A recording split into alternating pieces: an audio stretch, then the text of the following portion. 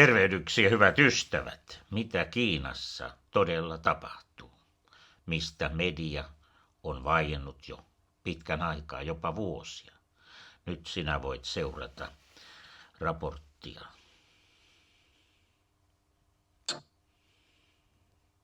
Yet it shocked the entire political and military system. In that statement, 9 senior generals were expelled from the Communist Party, stripped of their military status, and handed over to the military procuratorate. The most notable names were He Weidong, vice chairman of the Central Military Commission, and Miao Hua, member of the commission and director of the General Political Department. Given their rank and position, this was nothing short of a collective beheading of generals in peacetime. Many people, upon reading the news, exclaimed, "Xi Jinping must be truly powerful. He dares to punish even his closest allies." Yet in reality, that very reaction is exactly what the Chinese Communist Party's propaganda apparatus wants people to believe. They created the image of a leader who dares to strike, dares to act, deceiving the public into thinking this was a move to consolidate power.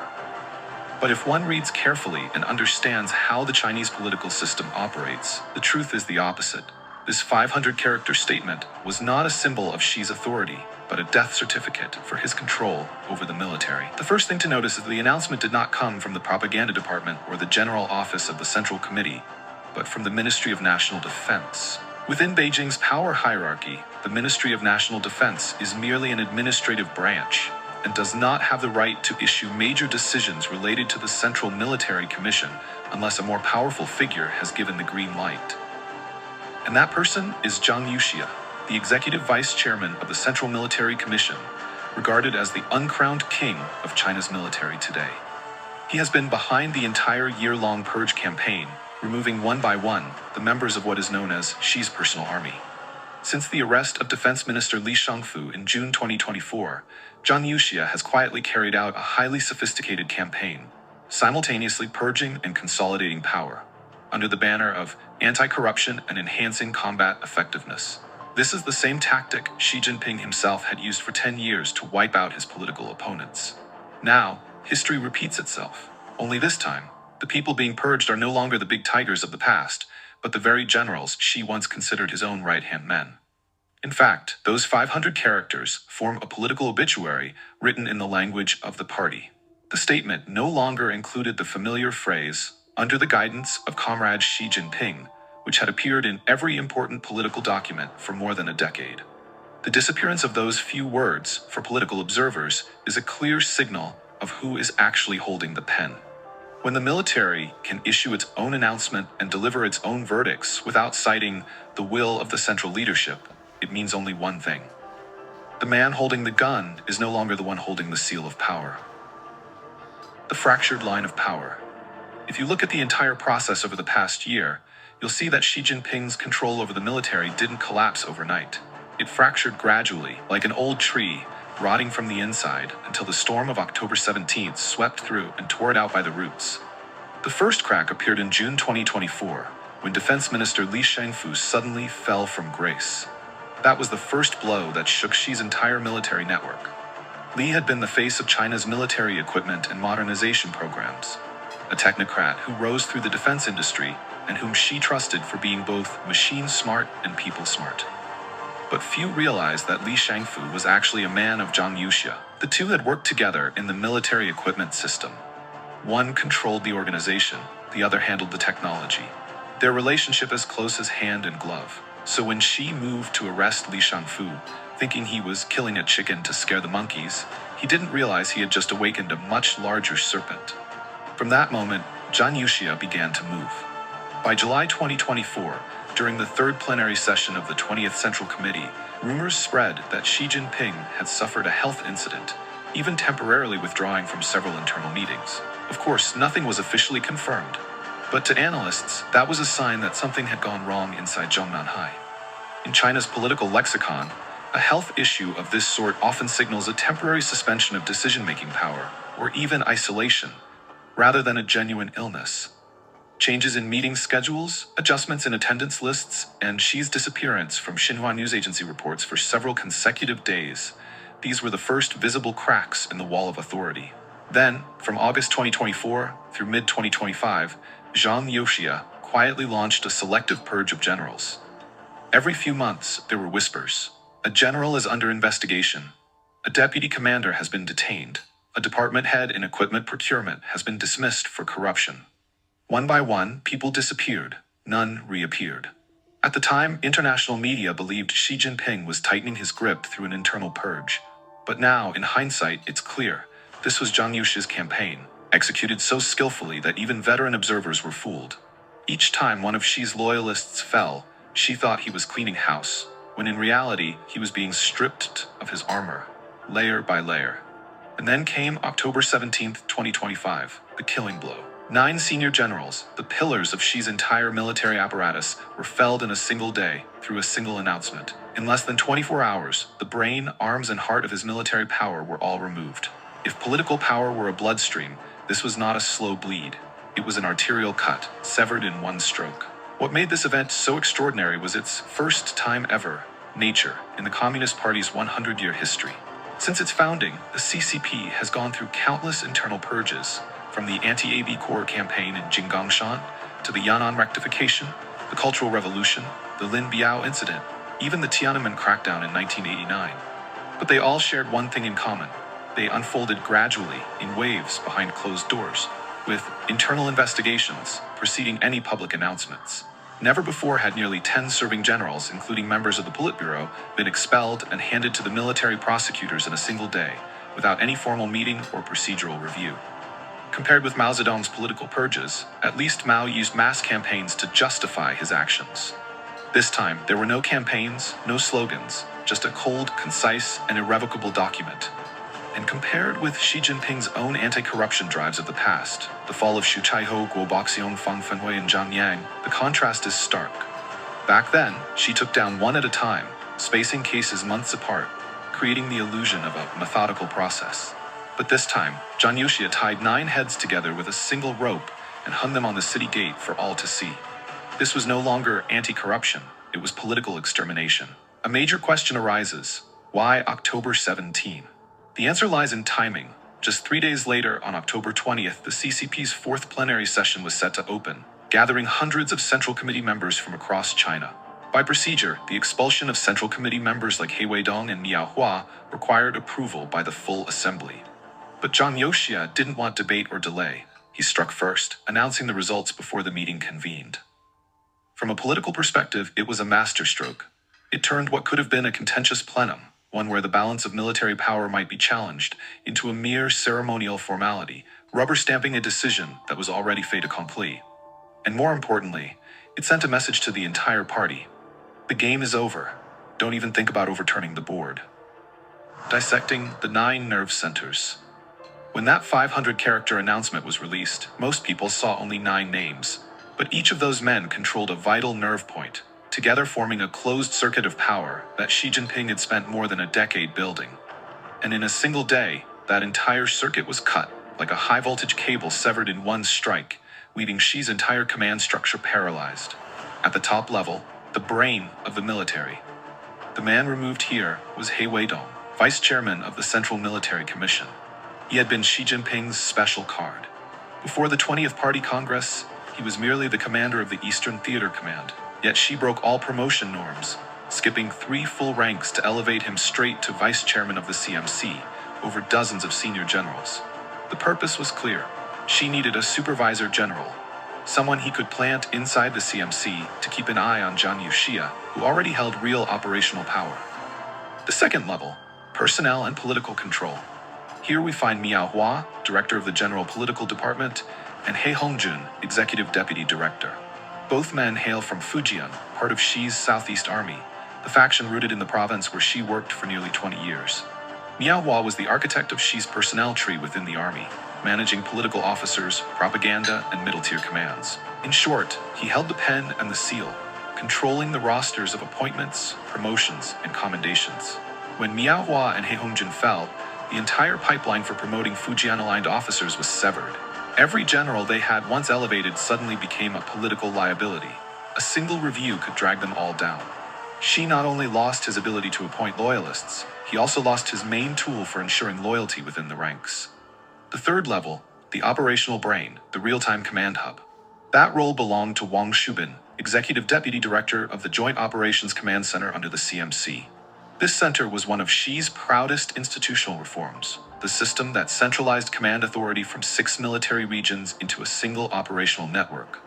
Wang was the direct conduit for Xi's orders, the man who turned Xi's words into real battlefield actions. But once Wang Shubin was dismissed, the entire command transmission network went dark. From that moment on, even if Xi gave an order to deploy or conduct exercises, whether that order would be carried out was no longer up to him. The fourth level, the front line facing Taiwan. Here the fallen general was Lin Shangyang, commander of the Eastern Theater Command, the unit responsible for all military operations around the Taiwan Strait. Lin was both a protege of He Weidong and a personal appointee of Xi, handpicked to lead preparations for Xi's long-standing plan of armed reunification with Taiwan. His downfall meant more than the loss of one general. It signaled the collapse of Xi's entire strategy of using military tension as a domestic pressure valve. For years, Xi had relied on Taiwan brinkmanship, flying warplanes across the strait whenever the domestic situation turned turbulent. That tool is now gone. The fifth level, the elite combat branches. Wang Hubin, commander of the rocket force, had been promoted by Xi in 2023 after a corruption scandal engulfed the force. Less than a year later, he too was ousted. This makes one fact unmistakably clear. Xi no longer controls China's nuclear strike force, the branch most crucial for confronting the United States. Yuan Huaji, political commissar of the Navy, had been the key figure behind the propaganda drive for Xi's maritime vision, a great ocean power, and warships built like dumplings. His disappearance means that entire narrative has been cut off. The Navy lost its propaganda steward, and Xi lost his maritime dream of projecting naval power into the Pacific. Qin Shudong, political commissar of the ground forces, was the Fujian faction's supervising general within the PLA's backbone branch. His removal wiped out the Fujian network from the army, a crucial human resource base that had supported Xi's rise for years. And finally, the system guarding Zhongnanhai itself. That was Wang Chunning, commander of the People's Armed Police. The PAP is a unique force, responsible for protecting Beijing's urban core, guarding central government compounds, and maintaining security at party headquarters. In essence, it is the Imperial Guard of China's top leadership. Removing Wang Chunning was the equivalent of changing the locks on Xi Jinping's bedroom door. If the PAP no longer answers to him, even the question of who may enter or leave Zhongnanhai is no longer his to decide. A leader who cannot control the gate to his own residence, in substance, no longer wields real power. Viewed as a whole, Jan Yushia didn't just remove 9 men. He severed 9 vital nerve connections in Xi's military organism. At the top, decision-making. Next, personnel. Then, operational command, followed by the forward theater Taiwan front. Beneath that, the strategic and specialized forces. And finally, internal security. 6 functional axes tied to 9 individuals. Once those 6 axes were dismantled, the entire military system Xi had built, the structure often described as the central processor of the PLA, was effectively formatted clean. No loyal generals, no feedback channels, no command transmission lines. What remains is a hollow title, Chairman of the Central Military Commission. Impressive in name, but empty in power. The art of Jan Yushia's reversal. To understand how Jan Yushia managed to overturn the table so spectacularly, one must start from the roots of his power. A man before whom the entire People's Liberation Army, from young commanders to retired marshals, walks with caution. Jan Yushia is the very definition of a red second generation. His father, General Zhang Zongshin, was a close ally of Marshal Peng Dehuai and a key figure in the Northwest Military Region, the cradle that produced half of China's modern military leadership. Zhang himself is among the few remaining senior officers who have actually fought in battle, having served in the 1979 Sino-Vietnamese War. He is not a bureaucrat in uniform, who rose through political patronage, but a hardened field warrior, a man who knows the smell of gunpowder and the scent of power. Over decades, Zhang climbed steadily, from frontline combat units to the logistics and armaments system, eventually becoming director of the General Armaments Department, the office that controls all procurement budgets, weapons development, and military logistics. It's a position that holds both money and power, and the same platform Xi Jinping once relied upon to build his vision of a modernized PLA. But precisely because of that, Jan Yushia holds all the corruption dossiers of the generals in the Fujian faction, including those personally promoted by Xi himself. And in Chinese politics, whoever holds the corruption files holds the leash of life and death. When Xi Jinping ordered an investigation into the military's equipment procurement system in 2023, extending the probe retroactively to 2017, the very years when Zhang headed the department, many saw it as an act of confidence, a signal that Xi feared no one. But to Zhang, it was a warning. He understood exactly what Xi meant. I can reopen your case anytime I wish. A man who has survived decades of internal struggle does not sit still and wait for the axe to fall. Zhang chose to strike back, a counterattack for survival. The brilliance of his move lies in his restraint. He never openly opposed Xi. Instead, he cloaked himself in the most sacred banner of the Chinese Communist Party, fighting corruption and strengthening combat readiness. It's a slogan no one can dispute, least of all Xi Jinping, who rode that very slogan to the top of power. If Xi opposed it, he would be slapping himself. If he stayed silent, he tacitly granted Zhang the authority to act. It was a masterstroke, forcing the opponent's consent without confrontation. Even more importantly, Zhang struck at the perfect moment, when Xi was politically and personally weakened. Rumors of ill health during the third plenum, growing discontent within the party, and the country's economic stagnation had all eroded Xi's authority.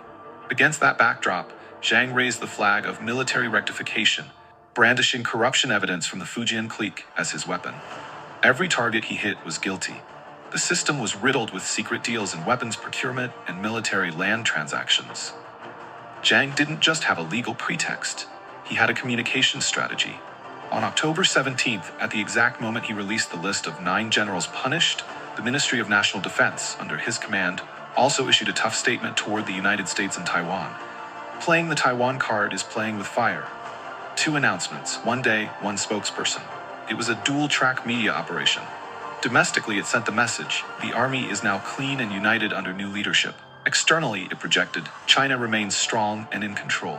It was a perfect narrative, soothing the ranks at home, misleading the world abroad, and leaving Xi no time to react. The result? Xi Jinping lost the gun handle, the actual command of the army. He is now merely a man who signs papers, not one who issues orders. He also lost his credibility. If even the vice chairman of the CMC, his right-hand man, could be dragged down and he couldn't save him, who would still dare to follow him? Within the party and the military, loyalty began to drift, senior officials quietly seeking new patrons. Analysts call this the centrifugal effect of power decay. When the center weakens, every satellite drifts away. On the ground, the traces of Zhang's victory are unmistakable. In Jiangsu province, particularly in Zhenjiang and Nanjing, where the Eastern Theater Command headquarters is located, civilians captured videos showing long convoys of armored vehicles moving through the streets. These weren't drills, they were soft occupations, a quiet takeover of units once loyal to Heiweidong and Linshangyang. This wasn't maintaining stability. It was clearing the enemy's nest, a ground-level confirmation of Zhang's dominance. Meanwhile, in Chongqing, a major political and military hub in southwest China, the PLA staged large-scale parades not to show off for the public, but to warn local officials. Do not act rashly, and do not assume that a general beyond the border can defy the emperor's orders. What we're witnessing is a two-front campaign. A direct assault in the east to destroy the old guard, and a stabilization campaign in the interior to secure the rear. It's a meticulously planned chessboard, proving that Jan Yushia's victory wasn't just political, it was tactical and operational. Of course, no purge is ever an absolute victory. Even though Zhang now controls the military, he still must maintain balance to prevent backlash. For instance, the position of political commissar of the army, vacated after Qin Shi Huang's downfall, was given to Chen Hui, a man who spent years under Miao Hua in the political system, effectively a holdover from the rival camp. It was a controlled concession, designed to appease moderates within the CMC. Conversely, the most sensitive posts, like the People's Armed Police, responsible for guarding the central leadership, are now filled with Zhang's most loyal men. 2 names stand out, Cao Quanzhang, acting commander, and Fu Wenhua, newly appointed deputy commander. Both served under Zhang in the 13th Group Army of the Chengdu military region. In other words, Zhang has turned the PAP, the party's internal blade, into his personal lockbox. Look at a map of China and the new power triangle becomes clear. Beijing, where Zhang controls the PAP, Jiangsu, where he dismantled the Eastern Theater Command, Chongqing, where he flexed military strength to deter the Southwest. 3 points, 3 arrows. Forming a closed triangle, and within that triangle, Xi Jinping is trapped. A year ago, no one imagined Jan Yushia could strike back. But now, with a sequence of precisely timed political, legal, and military maneuvers, he has not only saved himself, he has redefined the meaning of loyalty in China's military. In the long history of the Chinese Communist Party, this stands as one of the most flawless power reversals ever executed. A coup of control achieved without a single shot fired, yet one that completely replaced the commander of the army.